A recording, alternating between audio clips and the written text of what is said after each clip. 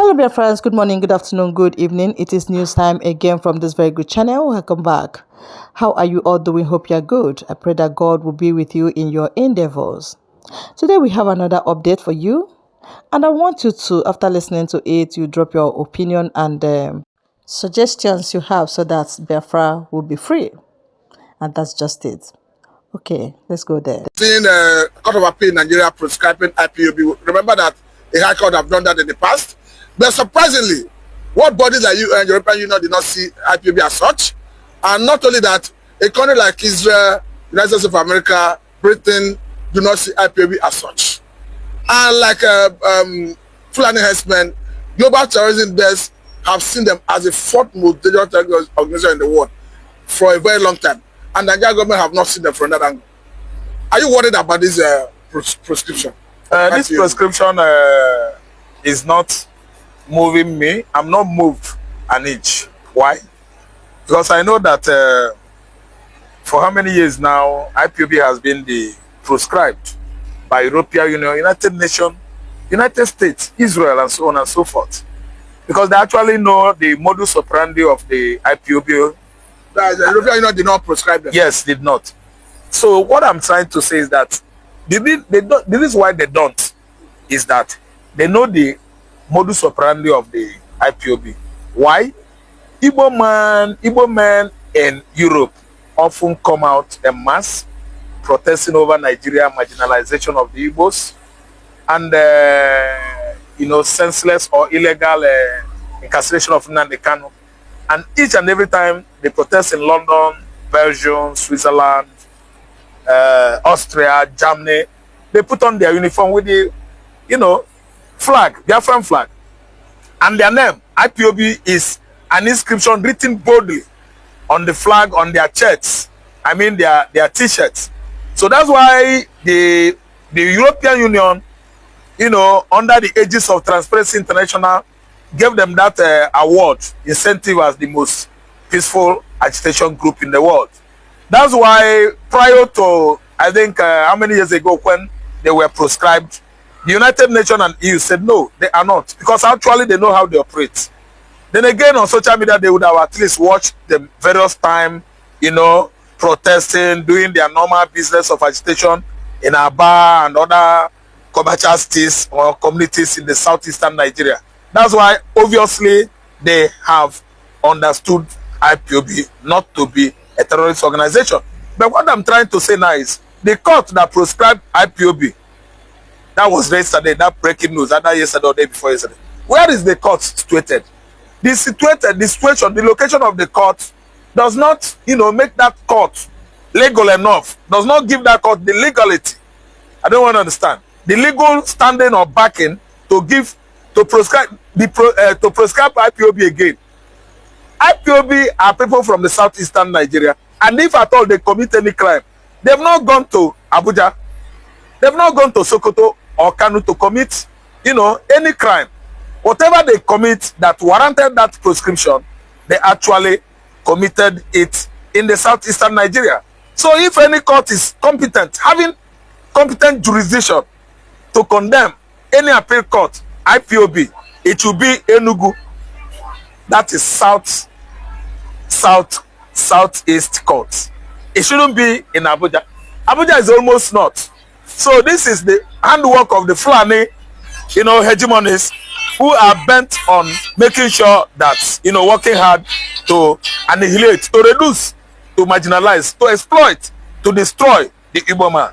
So what I'm trying to say is that the prescription doesn't worth it. It's laughable.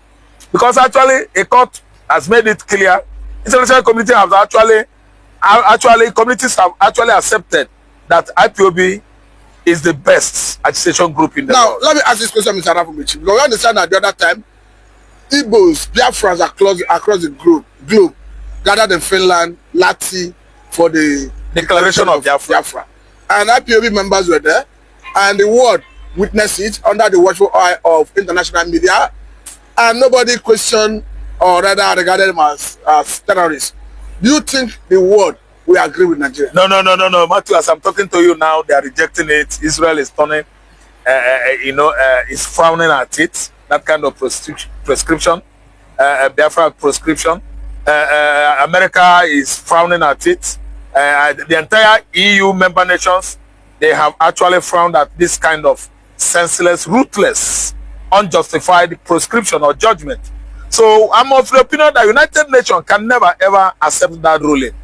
Rather, they should warn Nigeria to make sure what they are doing presently about Igbo man does not escalate this nation into a pogrom that will be worse than that of 1967, 68, 69, and 70. They should be handling the issue of Biafra now with much sensitivity. Yes, because it's getting out of hand that a particular people that is not up to 10 million is at least trying to overrun or outsmart people that are more than 70 million in population. Because if it escalates, I don't think Fulani will have anywhere to run. If you prescribe Igbo man and say that IPOB is a terrorist organization, do you know that you are calling him Gozo Konjiwal? You are prescribing Gozo Konjiwal as a terror. The Director General of WTO. Judging by the meaning of IPOB. Yes, by the meaning of IPOB. Thank you. Judging by the meaning of that abbreviation, the indigenous of Biafra, Chimamanda Adichie, indigenous of Biafra, Obi, Peter Obi, indigenous of Biafra, myself, Rafa Mbechi, as my name implies, indigenous of Biafra. All of us that are Igbo are terrorists. It's just like as I'm talking and analyzing globally, day in, day out on social media, I'm a terrorist. That's what that kind of Fulani Maraudas church court, you know, ruled using one kind Apoloka chief judge. As far as I'm concerned, that chief judge is an Apoloka without certificate. Apoloka chief judge, without what it takes to be a chief judge, a presiding chief judge, justice. See, we should meet West African Bar Association, WAPSA, there's a name again. Then again, Nigerian Bar Association, they should do something about all these Tanko, Ango, all these chief justices that emerges from North. Let me bring they are not they are not competent enough. Let me bring this angle to it, because under the presidency of Yar'Adua, when the military was bombarding Niger Delta, federal government of Nigeria saw militants, agitators of resource control as terrorists.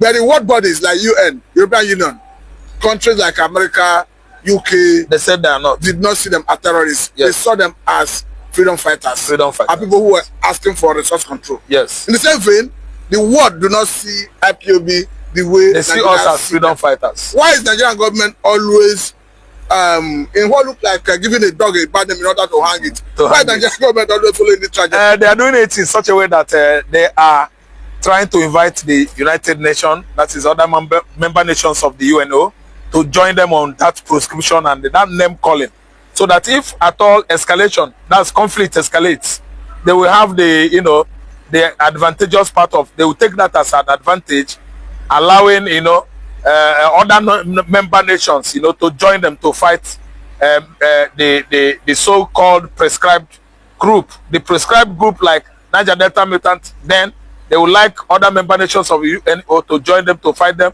Likewise, presently, they have proscribed IPOB again in such a way that Nnamdi Kanu will find it difficult to be free, and the member nation of United Nations will join them to fight the Igbos. But it is too late. Because as I'm talking to you now, Israel is frowning at this kind of proscription, America too, and Finland.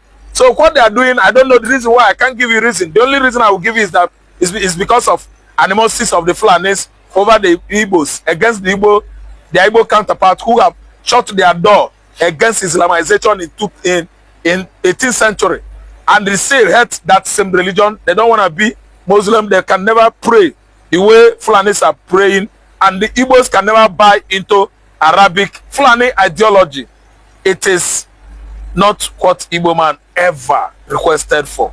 Okay, let me ask this question. It's going to come in two forms. One, why is this coming at the time Afeni Fere is pushing for Nnamdi Kanu release? And secondly, this issue of proscription, is it targeted to frustrate Nnamdi Kanu's release? That's what I said. To frustrate his release. Two, Afeni Fere's push to release Nnamdi Kanu. That's why Fulani all of a sudden ran to the High Court, Appeal Court, and prescribed Nnamdi Kanu-led group again. And let me tell you, it doesn't matter. Nigerian court has no strength anymore. We've seen how Kanu was released in the past. Yes, he was released in the past. Still, Nigerian court ruled against federal government, but the office of the presidency could not allow the DSS to let go. So what I'm saying is, Afenifere has tried their best. Likewise, other cultural group like Ohanezes, Pandef, not Pandef, Mid-Belt group, then Hausa, United States of Hausas, they actually been putting pressure to see that Nnamdi Kanu is out. Okay, lastly, it is only Arewa. Arewa is a platform that is unifying the whole Fulanis in this contraction. You understand, as one body. So that's why you find out that it's only Fulani that are working hard to make sure that IPOB leader is not out, IPOB as a platform proscribed as a terror group. Okay, let me bring this angle lastly, because somebody on Twitter is saying that Gowon, who actually created River State, that his intention was to give people of that axis a different identity as a way of polarizing and depleting the population of Igbos, by extension Biafra. By extension, someone like Sani Abacha created South-South. And people have argued that all this creation, all this creation have ended up in harming the Igbos. Are you of that view? I'm of the view that creation of River State, previously a region that was under East Central region, creation of our Ipob, a region that was under Southeastern region before. It's just they did it. South of 18, they did it. Bayelsa, they did it just to injure the Igbos. They want to puncture the population and popularity of the Igbos, because once they were created, they used other political agenda on them, political solution on them. They sell many stories into their mental ability, into their political let me say classes, so that they will use that as an excuse. They will use that as a platform to distance themselves from the Igbos, and that will again make the Igbos infamous politically, because there are amount of people you need to have before gaining more states. Before that numerical strength. Thank you, numerical strength. That numerical strength, you should have it. So they are the one that is oppressing the Igbos, using these divisions, seeding away Igbo regions, give it another name, brainwash the occupants.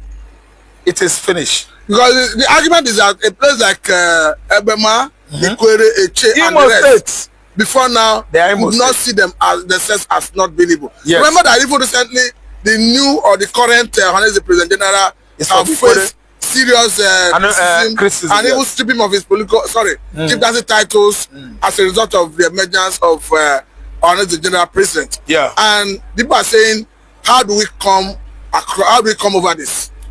Within a short period of time, I think by emancipation, that's of Biafra, sovereignty, all this issue, will be addressed. That is how it's going to be addressed. Because if failure to come, I mean Biafra, it will be lingering. But immediately Biafra comes, the United Nations organization, they will come here. Our international boundary must be drawn or cheered between us. I mean between us, Biafra and Nigeria, by international bodies that are, designated to do that. So without that, it will be lingering.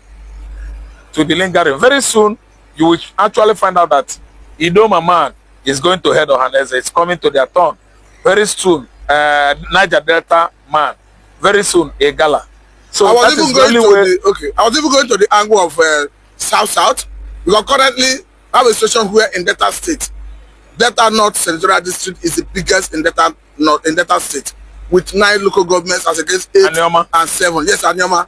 And of course, we have seen so many people in that region who will say are not Igbo, but a good number of them will tell you that I'm Igbo. Like I'm from Abo, I know Abo is Igbo. Yeah. Asaba will tell you that Igbo. Yeah. And for some few places where you have some few decent voices who may say we are not Igbo, how do you think they can be orientated? They can be orientated when Biafra comes.